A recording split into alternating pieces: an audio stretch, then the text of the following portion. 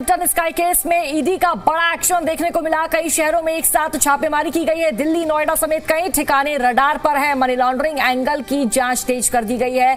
वित्तीय लेन देन खंगाल रही ईडी। संजीव अरोड़ा की गिरफ्तारी के बाद नई कार्रवाई की गई। एक बार फिर से ईडी एक्शन मोड में और एक्टिव मोड में नजर आ रही है। दस्तावेजों की गहन जांच जारी है। ईडी की रेड से कारोबारियों में हलचल मची हुई है। ये बड़ी और अहम जानकारी आप तक साझा कर रहे हैं। देखिए, हैम्पटन स्काई केस से जुड़ा पूरा मामला। ईडी का पहले भी इस केस में बड़ा एक्शन देखने को मिला और एक बार फिर से जो कार्रवाई है वो तेज कर दी गई है। ये बड़ी खबर, दिल्ली, जालंधर, नोएडा और बरेली समेत कई ठिकानों पर ईडी की छापेमारी देखने को मिल रही है। और देखिए, ये कार्रवाई हैम्पटन स्काई रियल्टी लिमिटेड से जुड़े कथित मनी लॉन्ड्रिंग मामले में की जा रही है। इसी मामले में ईडी पहले संजीव अरोड़ा को गिरफ्तार कर चुकी है। ईडी दस्तावेजों व वित्तीय लेन देन की जांच कर रही है। ये बड़ी जानकारी आप तक लगातार साझा कर रहे हैं।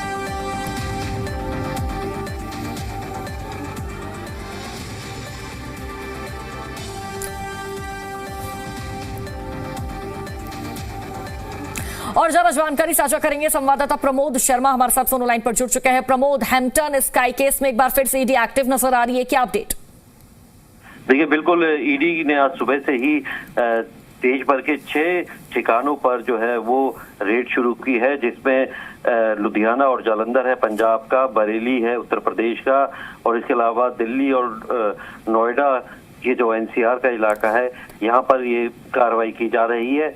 हैम्पटन स्काई रियल्टी लिमिटेड से जुड़े एक मनी लॉन्ड्रिंग का केस था जिसकी जांच ईडी कर रही थी, और इस मामले में पहले ही ईडी ने संजीव अरोड़ा को भी गिरफ्तार किया था। और उसके बाद जो दस्तावेज मिले थे, जब उसकी जांच की गई और पूरे पैसों के रूट के बारे में जानकारी जुटाई गई कि जो पैसा लिया गया था उस पैसे को किस तरीके से इधर से उधर जो है ट्रांसफर किया गया है, उसकी आगे की फर्दर इन्वेस्टिगेशन के लिए ही ईडी की टीम ने आज सुबह से ही 6 जगहों पर ये रेड्स की जा रही है, जिसमें पंजाब है, यूपी है और दिल्ली है।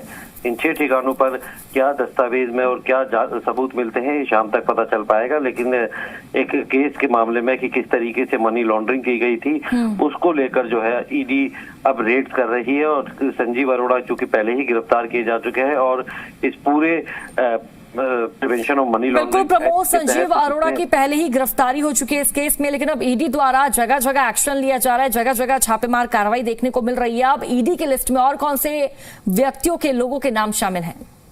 देखिए, इन्वेस्टिगेशन के दौरान ये सामने आ पाएगा कि किस किस जो इस पे पूरी तरीके से इन्वॉल्व था, ये जानते हुए भी कि इस पैसे को जो रूट किया जा रहा है वो जानबूझ के जो है पूरी कुछ क्रिमिनल कॉन्स्पिरेसी के तहत किया जा रहा है। जिसका नाम सामने आएगा, जिसकी भूमिका सामने आएगी, जिसके खिलाफ एविडेंस होंगे, ईडी उसे भी गिरफ्तार कर सकती है। फिलहाल इस रेड्स के बाद क्या दस्तावेज, डिजिटल डिवाइस वगैरह मिलती है ईडी को, और उसके बाद किन लोगों को वो समन करती है पूछताछ के लिए, और किन के खिलाफ जो पक्के इंडियन एविडेंस एक्ट के तहत जो एविडेंस होंगे उसके आधार पर जो है उसे गिरफ्तार भी किया जा सकता है। तो कहीं ना कहीं हैम्पटन स्काई रियल्टी लिमिटेड से जुड़े जो और लोग हैं वो भी ईडी के रडार पर है।